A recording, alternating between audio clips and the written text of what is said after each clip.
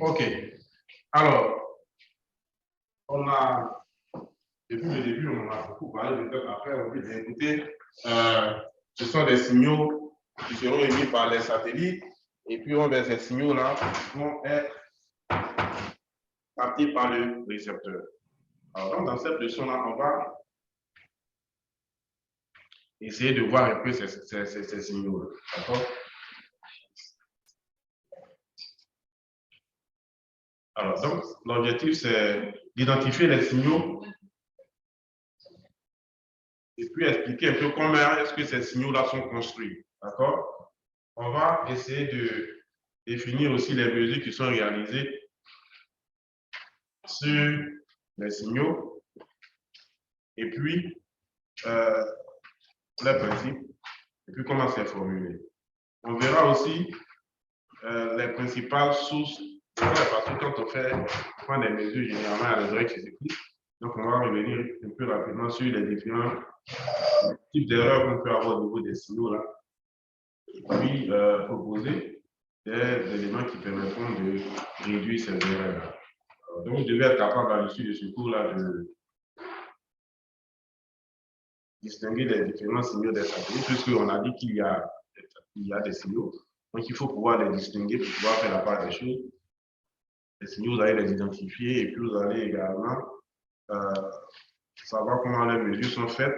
Et puis, effectivement, comme on a dit qu'il y a des erreurs, vous devez être capable d'identifier les différentes sources d'erreurs qui peuvent exister au niveau des signes. Alors, donc, c'est 4 parties. Donc, nous allons, dans les premiers temps, voir la structure des signaux, comment les signaux GNSS sont structurés.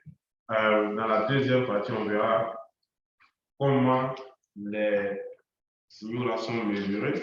Et puis, bon, comme je disais tout à l'heure, si l'on mesure des choses, généralement, on peut avoir des erreurs. Et donc, quels sont les différents postes d'erreurs qui peuvent exister et comment corriger ces erreurs.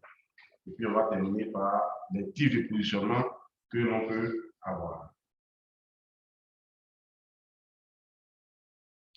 Alors, les GNSS, tout le monde sait ce que c'est maintenant. Alors, dans tout ce qui est GNSS, c'est vrai, on a vu ce qui se passe au niveau de l'architecture. On a dit que c'est une architecture à trois niveaux, d'accord? Donc ça, c'est commun à tous les GNSS. À côté de l'architecture qui est commune là, il y a aussi les techniques qui, dans l'ensemble, sont identiques, même s'il y a quelques variantes, quelques spécificités. Mais dans l'ensemble, c'est le principe de la relation qu'on a vu là, c'est l'utilisation de causes pseudo-aléatoires, l'utilisation de la mesure de la phase.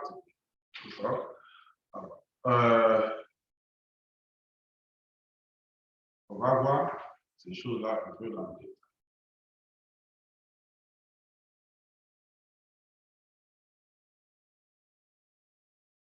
Voilà, donc on se pose la question de savoir comment les GNSS font pour mesurer et pour observer la paix. Donc, on a parlé des structures, voilà, la structure des signes. Alors, si vous avez tout oublié, retenez que les signaux GNSS là, ils sont, du point de vue de leur structure, organisés en trois parties. Il y a une partie qu'on appelle les codes pseudo-aléatoires, il y a l'onde porteuse et puis le message de navigation. Donc, c'est-à-dire que les signaux GNSS peuvent être déclinés en ces trois composantes. Et nous allons commencer déjà par les codes pseudo-aléatoires. Après, on va voir les ondes porteuses, puis on va terminer par le message de navigation. Chacun a ses caractéristiques. Donc, au niveau des codes pseudo-aléatoires, on est bien d'accord que le principe qui gouverne le positionnement par satellite, là, c'est la mesure du temps que met le signal là, depuis le satellite jusqu'au récepteur. Ça, nous tous on est d'accord. Depuis la dernière fois, on a dit on est d'accord. Et c'est comme ça qu'on va évoluer. Ça ne va pas changer. D'accord? Alors, donc c'est ça. L'idée de la mesure, c'est quoi? C'est que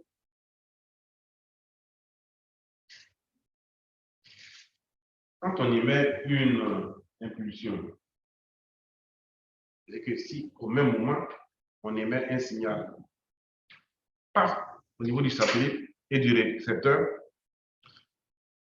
on va se rendre, normalement, on doit avoir combien de réponses? Oui, le satellite et puis le récepteur. Deux réponses. Une réponse au niveau du satellite, une autre réponse.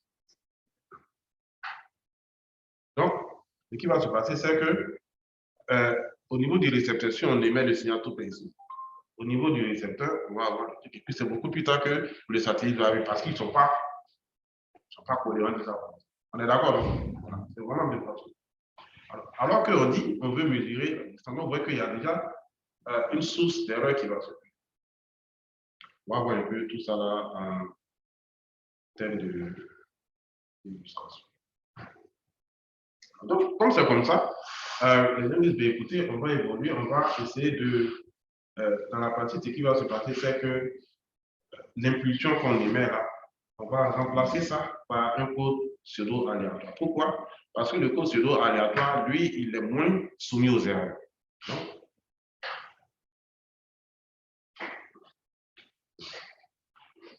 Donc dans la partie, il est moins soumis aux erreurs.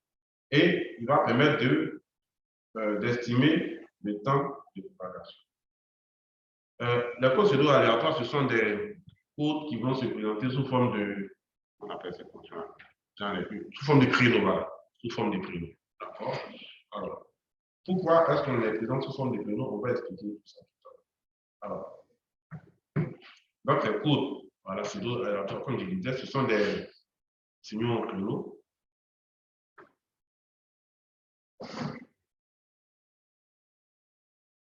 Et ils permettent de mesurer le temps de propagation entre les satellites et l'autre.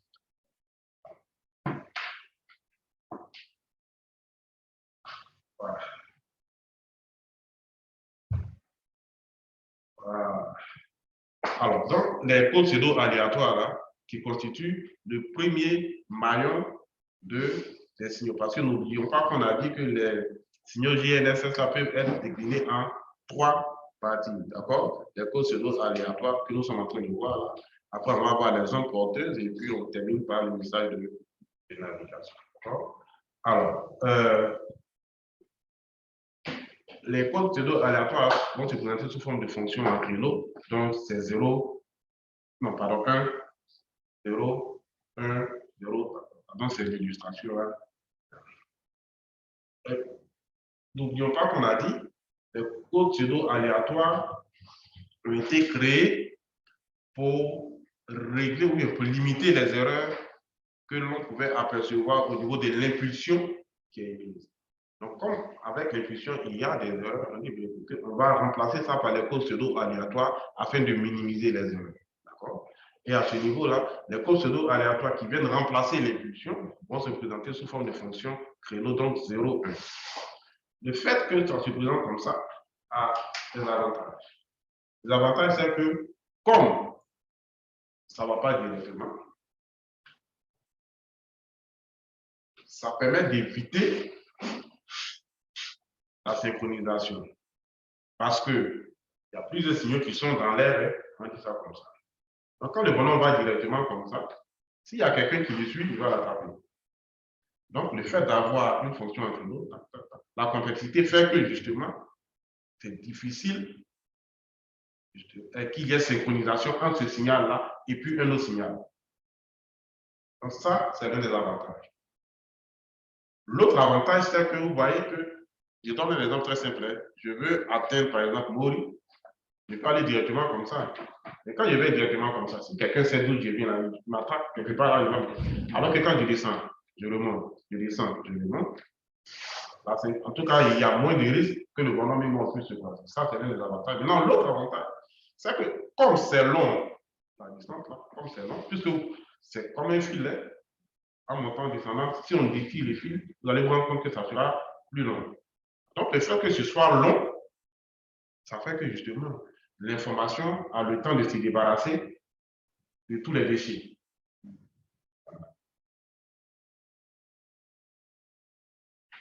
Alors, donc, c'est ce qui est là. Encore une fois, les signaux peuvent être déclinés en trois parties. Les zones porteuses, non, pardon, les codes pseudo aléatoires, les zones porteuses et puis les messages de stabilisation. L'illustration de cette affaire-là, c'est que on a, dans l'explication que j'ai pu donner, on a les codes pseudo aléatoires. Ils vont par la suite être portés par les zones porteuses. On a le message de navigation. Alors, donc, le deuxième élément, c'est les zones porteuses. Alors, on est bien d'accord que les codes pseudo-aléatoires qu'on vient de voir là, monter, descendre. Donc, vous voyez qu'avec ça, on ne peut pas aller, dès qu'il ne peut pas être diffusé directement par les satellites. Puisqu'on a dit qu'il y avait une impulsion. L'impulsion avait des erreurs. Donc, pour éviter ces erreurs-là, on a créé les codes pseudo-aléatoires qui sont moins sujets aux erreurs. Donc, vous voyez que les codes pseudo-aléatoires ne viennent pas directement du satellite. On est bien d'accord, hein? Ils ne sont pas portés directement.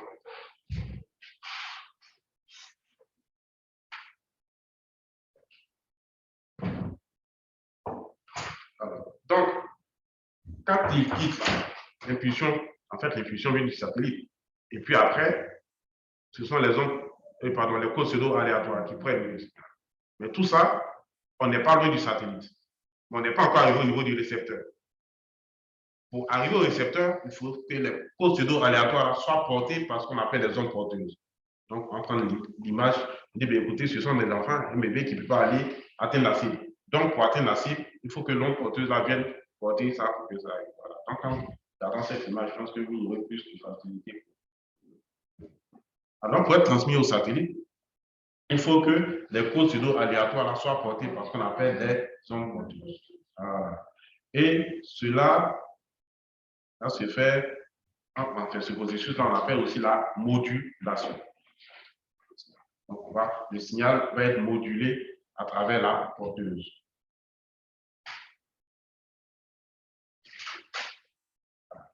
Alors, donc,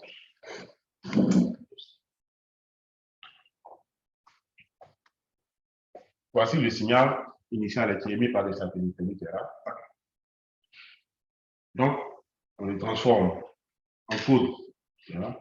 Oui, le code pseudo-aléatoire, celui qui est là. Et vous voyez que le code là, il est supporté par l'onde porteuse. Et donc, la combinaison, là, ça donne ça. Le signal modulé, c'est celui qui est là. Vous voyez qu'il est quand même différent du premier signal qui est émis. D'accord? Et donc, c'est un peu ça le rôle de la onde porteuse. Donc, le signal d'impulsion émise par le satellite est transformé en code pseudo-aléatoire. Lequel code ne peut pas atteindre directement le récepteur, donc il a besoin de se faire supporter par le deuxième élément qui est la porteuse, donc l'onde porteuse. D'accord? Et à la fin, on obtient un signal modulé. Le troisième élément qui reste, c'est le message de navigation. Le message de navigation, lui, il donne en fait des informations sur le satellite. Parce que n'oublions pas que le signal, là, il est émis depuis le satellite. Donc, quand le récepteur reçoit, là, il doit savoir qui lui envoie le signal. Et donc, toutes les informations liées au satellite, là, sont dans ce qu'on appelle le message de navigation. Donc, avec ça, on verra la position du satellite. On dit, ben, écoute, le satellite qui t'a envoyé ce signal, voici où il était, et puis il t'a envoyé. Au moment où tu recevais le signal, voici où il était, la date à laquelle il a émis ce signal. Donc, dans la structure des signaux GNSS, là, encore une fois, trois parties. Le code pseudo aléatoire, l'onde porteuse et puis le message de navigation. Le code pseudo aléatoire transforme le signal initial émis par le satellite là, sous forme de fonction en créneau 0, 1, 0, 1. Il y a des avantages. L'avantage premier, c'est que ça permet d'éviter la synchronisation avec d'autres. Et puis, le fait que ce soit long, ça permet aussi de vider le signal de déchets afin qu'on ait le vrai signal. Alors, comme il ne peut pas aller directement vers le récepteur, il va se faire supporter par une porteuse, d'accord, qui va finalement donner un signal modulé. Le signal arrive. Au niveau du récepteur, on a un certain nombre d'informations sur l'émetteur du signal, d'accord, donc sur le satellite. Et c'est ce qu'on va retrouver dans le message de dans la position du satellite, l'heure à laquelle le signal a été émis, etc.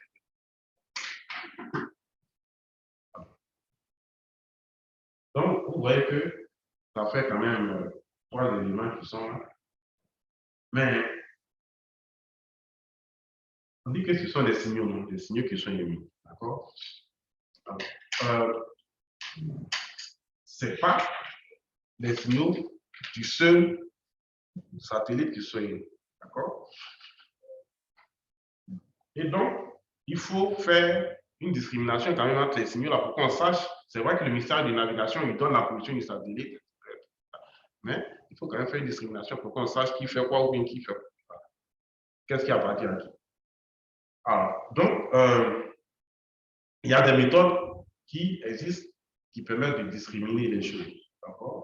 Il y a la méthode CDMA, la méthode FDMA et puis TDMA. Alors, donc, la méthode CDMA, elle va permettre de discriminer les signaux là à partir du code. La méthode FDMA, ça sera à partir de la fréquence. Puis TDMA, ça sera à partir du temps. Donc, on va commencer par la première méthode, la méthode CDMA. Il est clair que chaque satellite va émettre un signal. Oui, mais dans le signal, quand on discrimine le signal, quelles sont les parties qu'on peut avoir, qu'on désagrège? Un signal ILS. Yes.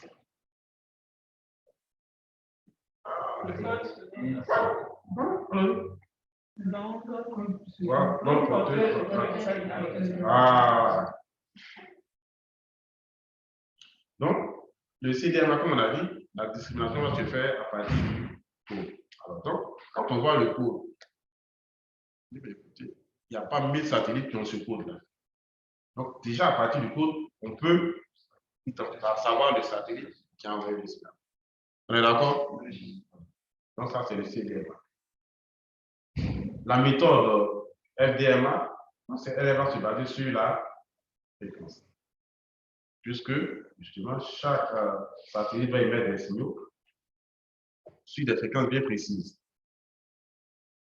Donc, quand on a la fréquence, on sait quel satellite est autorisé à émettre dans cette fréquence-là. Et donc, on peut l'identifier.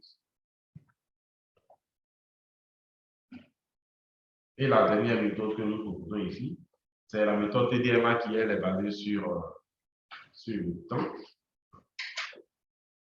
Donc, en fonction de la date de réception, on peut identifier, on peut déterminer le satellite qui a émis le signal. Donc, on retient que les signaux GNSS là peuvent être désagrégés en 3 éléments. À côté de ces 3 éléments, on peut aussi discriminer les signaux des différents satellites d'un système à partir du code, à partir de la fréquence ou à partir du temps que met le signal depuis le satellite.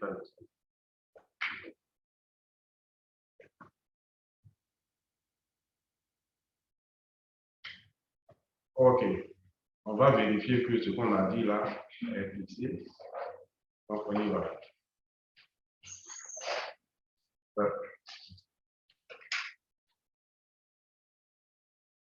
On va laisser la première question à nos amis qui sont en ligne. On leur laisse juste 2 petites minutes pour réfléchir et puis un parmi eux va se jeter à l'eau. Pendant ce temps, en présentiel aussi, on réfléchit.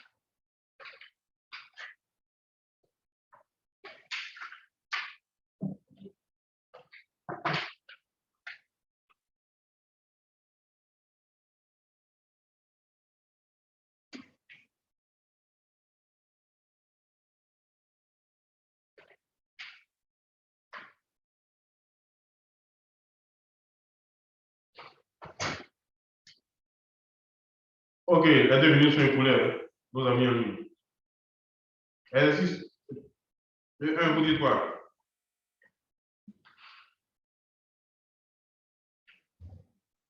Ils ont disparu? Je réfléchis toujours. D'accord. Mais c'est pas ceux qui en ligne. Je vois plein de gars connectés, mais c'est pas ceux qui parlent.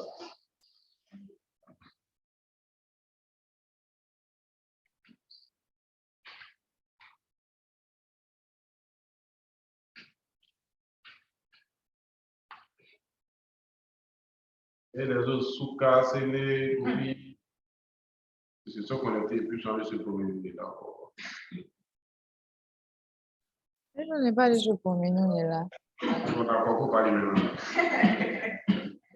Voilà l'exercice. Réfléchis. On est qu'on est en ligne dans la réflexion a dû. Bon, on va commencer nos amis qui sont financés là. Qui veut se jeter à l'eau? Oui, Akpa Yi. Minimiser les erreurs, commencer par les causes pédo-aléatoires. Ce sont des signaux sous forme de créneaux. Et après ça, comme on a vu que c'était un peu long, et la longueur est un peu long, donc on va les porter par les ondes cordeuses. Ils vont moderniser ça. Moduler les codes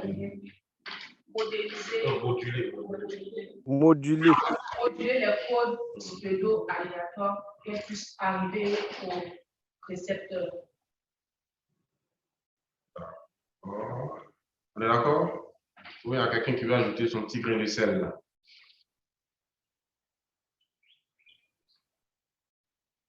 C'est bon, hein? On va pas s'en mêler. Allez, deuxième question. Bon, l'illustration sera un peu difficile. Mais au moins.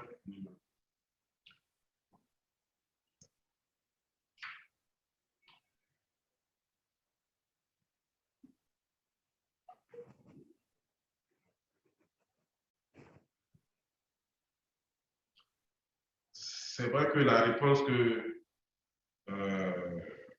Akpa a donnée, dans la réponse, elle est allée un peu trop.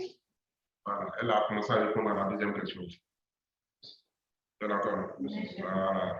En fait, pour minimiser l'erreur, l'impulsion là est transformée en code pseudo-aléatoire.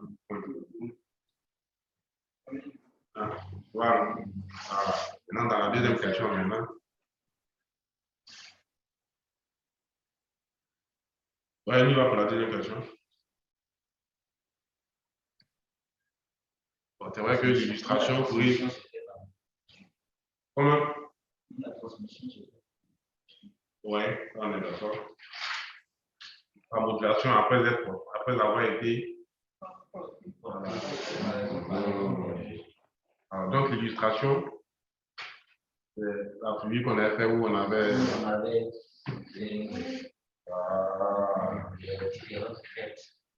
Et puis, on a mis l'autre qui supportait. Alors, troisième question. La méthode CDMA permet la séparation des signaux. Maintenant, on laisse à nos amis qui sont en ligne.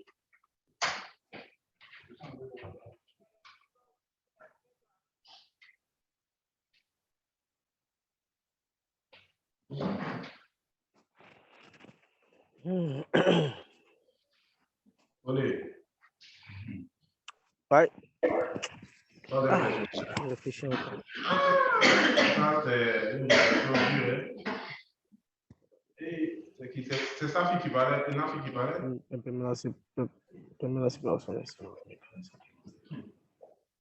mais c'est moi qui parle. Oui, papa, pas de question.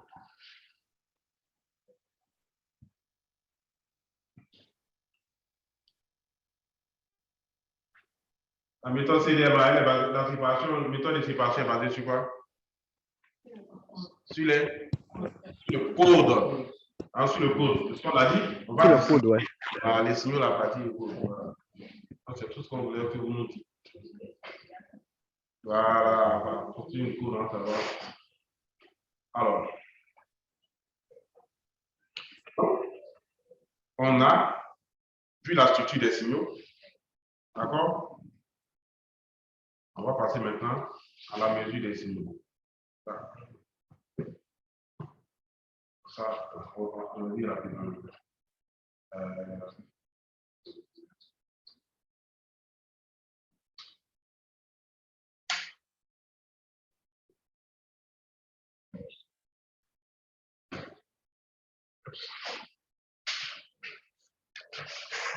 Bien, alors.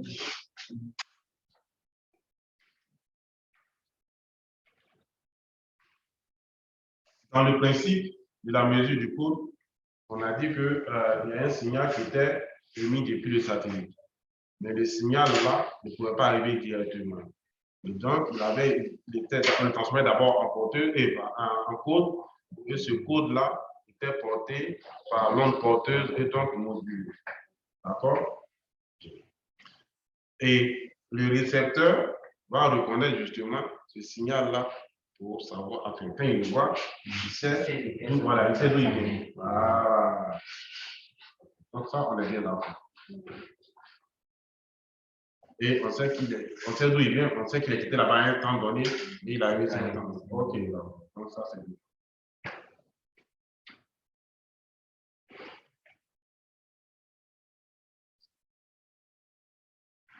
Bon, attention. Ça,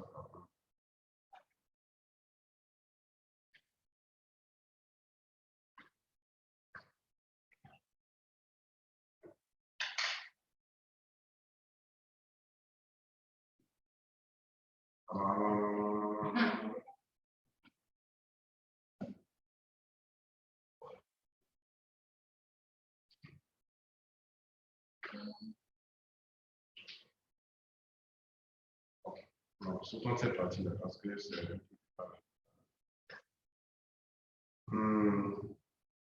En fait, dans les grands deux, là, en façon quand même.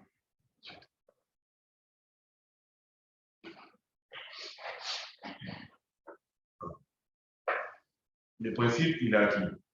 Maintenant, dans la mesure, au niveau des mesures, en fait, c'est un certain nombre d'équations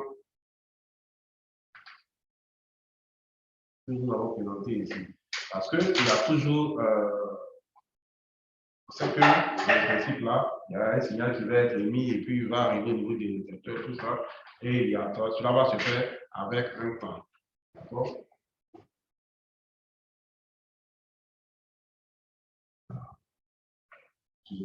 Des choses que je dois passer très longtemps.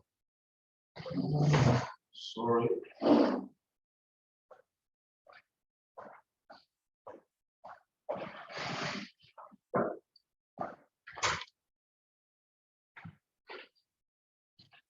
Excusez-moi. Alors, donc, j'étais en train de dire que en fait, dans le principe de mesure, là, il y a des équations en fait, qui sont proposées. Bon, j'avoue que c'est des équations qui sont un peu difficiles quand même, pas difficiles, qui sont assez complexes. Donc, je vais vous laisser le temps de regarder, de lire ça tranquillement. C'est vrai, j'ai oublié de donner le support la dernière fois. Je pense que vous l'avez déjà. Vous avez. Donc, vous allez lire tranquillement et puis éventuellement, on va revenir là-dessus. Mais par contre, ce que je voulais vous faire voir encore, c'est beaucoup plus les erreurs que l'on peut avoir au niveau des signaux qui sont émis par Internet. Donc,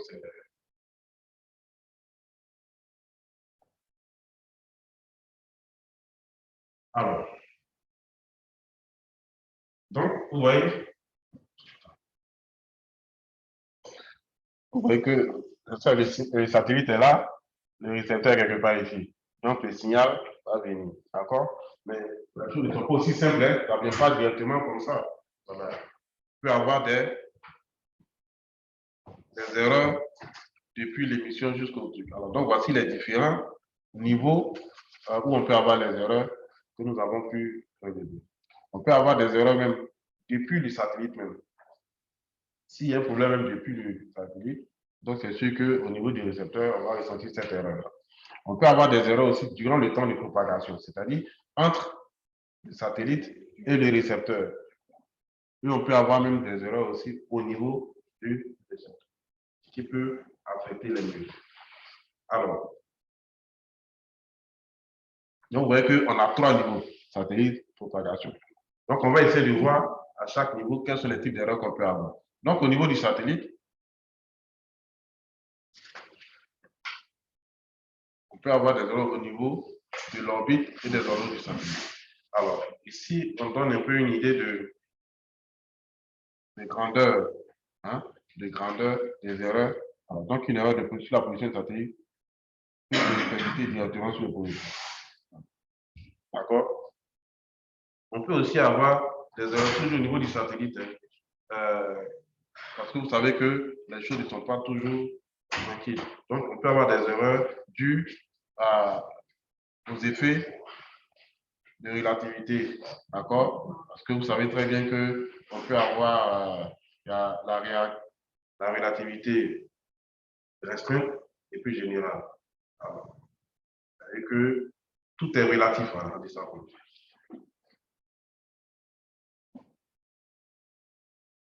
Et dans le tableau qui va suivre là, voilà, on donne un peu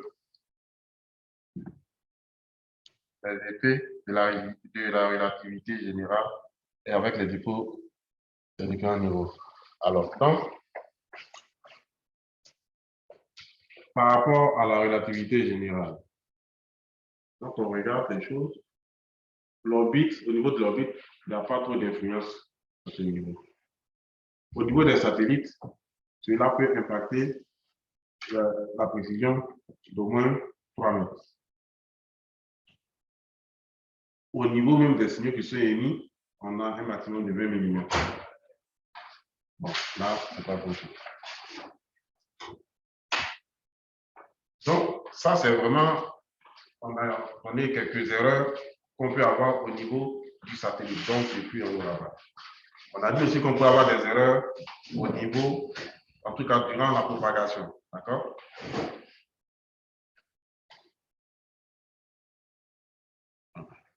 Alors, l'hypothèse de départ, c'est que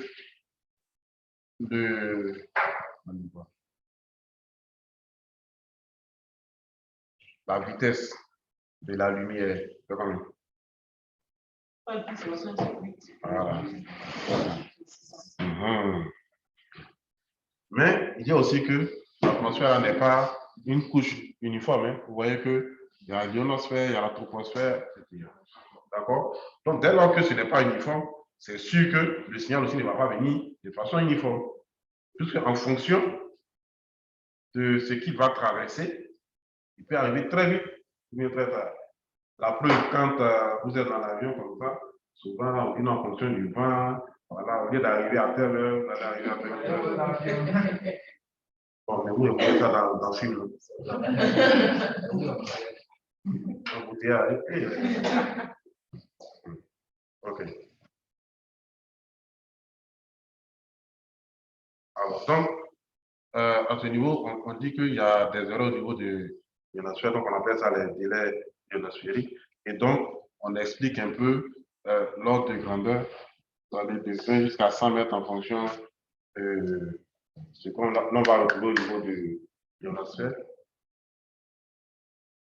Il y a aussi des retards troposphériques. Donc, vous voyez qu'on peut avoir des erreurs au niveau de l'ionosphère, on peut en avoir également au niveau de la troposphère. D'accord?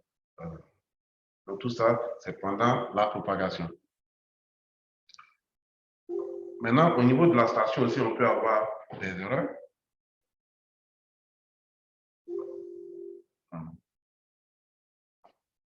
Alors, donc vous voyez que le signal, normalement, il doit venir comme ça directement. Mais si le signal tape là, vous voyez qu'il n'est pas venu directement. Erreur. Il vient, il tape là. Erreur. Il vient, il tape là aussi. Erreur. Et donc, c'est pour cela que quand on veut faire un bon positionnement, il est conseillé de se mettre dans un endroit vraiment dégagé. D'accord? Vraiment dégagé. Loin des bâtiments. Surtout quand on veut faire l'idée avec le GPS différentiel.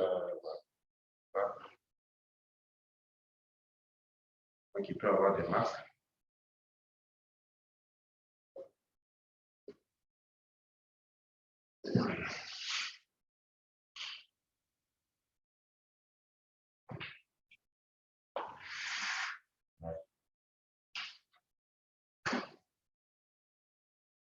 Alors, donc, au niveau du récepteur, on peut avoir des erreurs.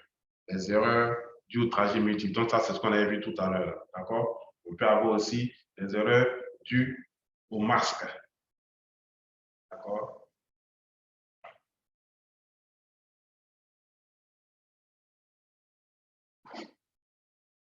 On peut avoir aussi d'autres types d'erreurs qui sont directement. Un autre type d'erreur qu'on n'avait pas mentionné dans les trois grandes catégories, là, puisqu'on avait vu des erreurs au niveau du satellite, des erreurs durant le parcours et puis au niveau du récepteur. Mais à côté de ça aussi, il y a d'autres types d'erreurs qui sont liées à la déformation de la Terre. Donc, notamment les phénomènes de marée, on en avait parlé il y a pas beaucoup de temps. Et puis la surcharge océanique également. Alors, une chose est de répertorier les erreurs qui sont faites, mais quand on les répertorie, il faut aussi pouvoir les corriger. Voilà. Alors, donc, on propose quelques éléments de correction de ces différentes erreurs. Alors, donc, pour cela, on va utiliser ce qu'on appelle les systèmes d'augmentation ou systèmes overlay. Donc, le principe, c'est que là, on parle beaucoup plus des GPS différentiels où on a des stations, des grosses stations. Ce n'est pas nos petits trucs qu'on utilise. Donc, on explique ici que dans le principe, il y a un certain nombre de stations au sol qui vont mesurer de façon continue les erreurs et puis après faire une correction.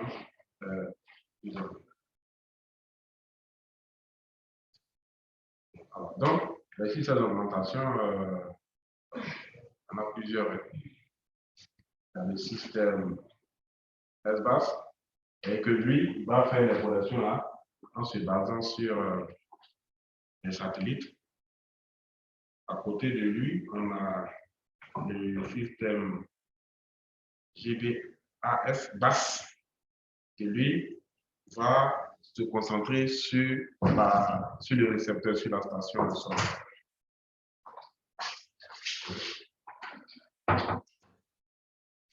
Puis on a un autre système, le système AVAS, qui est beaucoup plus utilisé par les avions.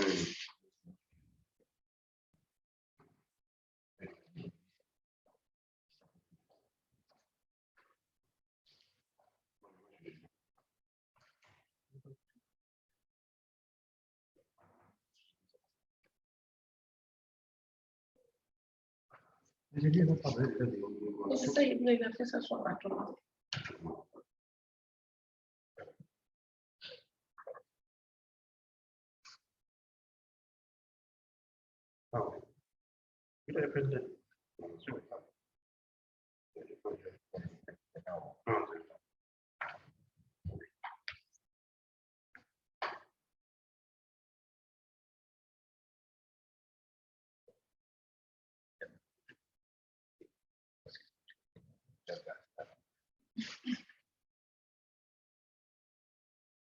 j'ai vu ça. Oh, c'est un vieux modèle.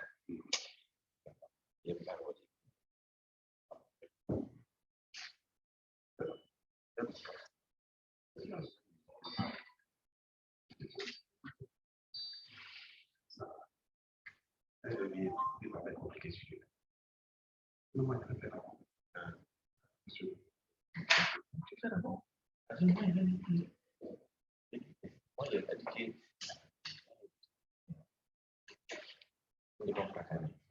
Toi,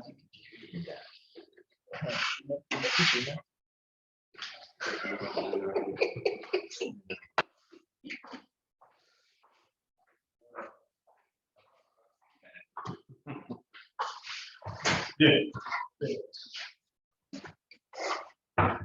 Alors, on va s'amuser à ce petit exercice là. Encore, qui dit encore? Okay. Non, c'est bon parce que ça permet de fixer un peu les idées, quoi.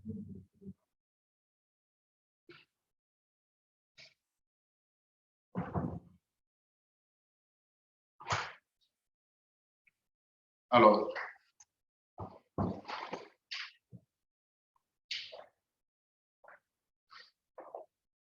l'exercice 1, il n'y a pas de figure. La figure là, c'est pour l'exercice 2.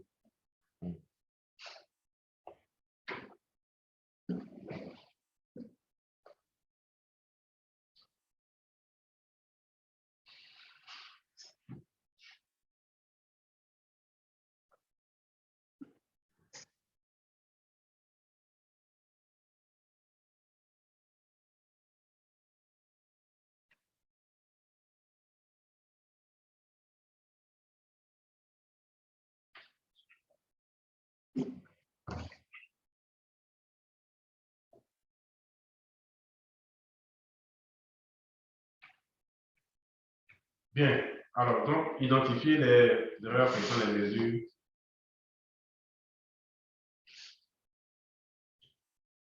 Les signaux et regrouper-les en 3 postes.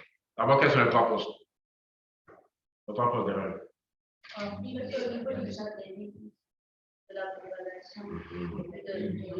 Voilà.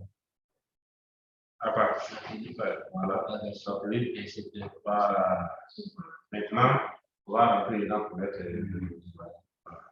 Donc c'est comme ça que vous devez fonctionner. Je vous laisse après mettre les éléments dedans. Alors, 6.2, on dit la figure séquence illustre 2 cas possibles d'erreur. Quels sont les cas? Oui.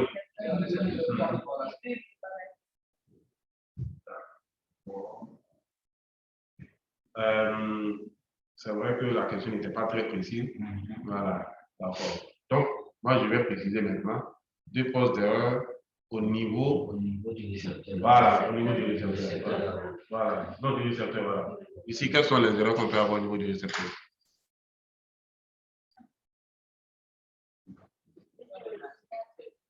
Le récepteur, la même, c'est qui? C'est lui qui est là. Le signal est voiture, là. Voilà.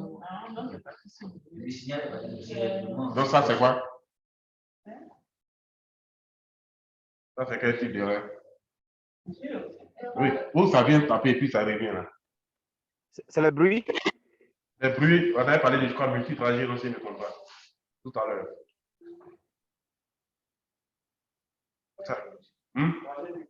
Voilà. Ok, maintenant l'autre type.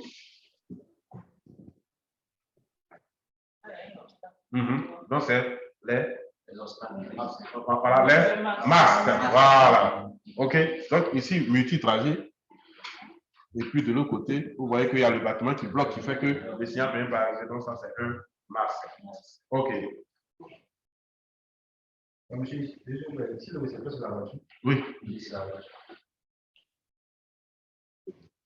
Bon, l'exercice 3, on va dire l'affaire d'avion et autres. Et donc, c'est quel système d'augmentation?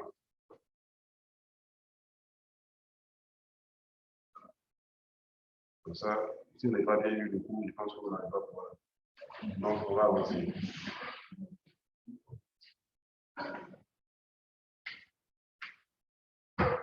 Alors, Alors, donc, on va terminer cette leçon-là avec les différents types de positionnement qu'on peut avoir.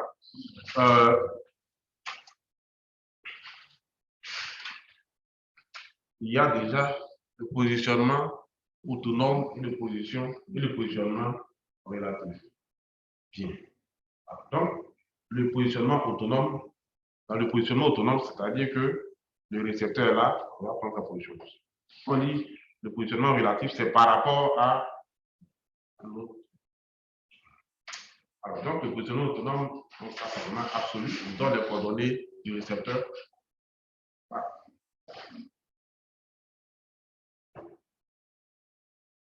Maintenant, lorsqu'on dit que c'est relatif, on connaît bien la position d'un, et donc c'est par rapport à celui dont on connaît la position qu'on donne la position de l'autre. Donc, ça.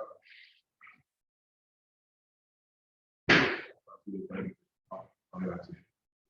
Donc, là, on a le point connu, celui-là dont on connaît la position, et donc par rapport, voilà le point dont on cherche la position. Donc, par rapport à lui, enfin, on donne la position de celui-là par rapport à ça. Donc, ça, c'est le positionnement relatif. Donc, si vous voulez, on dit qu'il y a deux grandes familles. Positionnement relatif, autonome. Il y a un autre groupe qui vient, on va voir au groupe là, le positionnement statique, le positionnement dynamique. Quand on dit statique, c'est qu'on est là, on est bouche statique, c'est qu'on commence au bout. Donc, on viendra avec moi qu'on peut avoir une combinaison des deux. On peut avoir autonome, statique, comme aussi autonome. On peut aussi avoir autonome relatif. Non. Autonome relatif. Autonome dynamique. On ne peut pas avoir autonome relatif. On va mélanger la combinaison.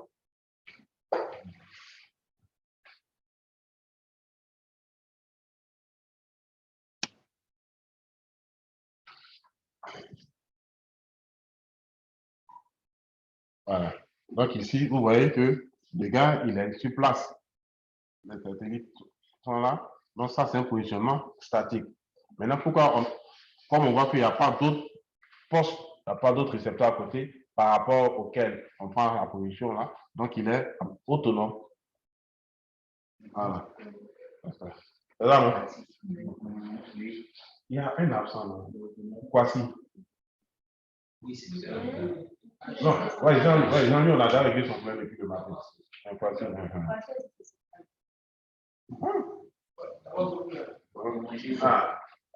le groupe là.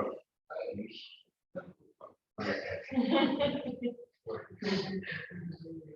y a qui encore des gens? Il y a les deux et puis elle.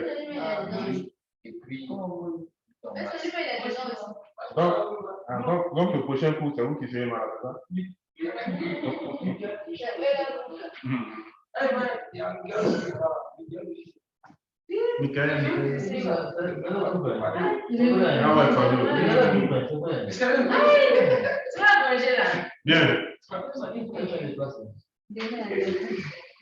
Alors, je pense qu'on a la pratique. OK. Alors, donc, les amis, je pense que c'est déjà pas mal. On va faire maintenant la troisième leçon. Ah oui,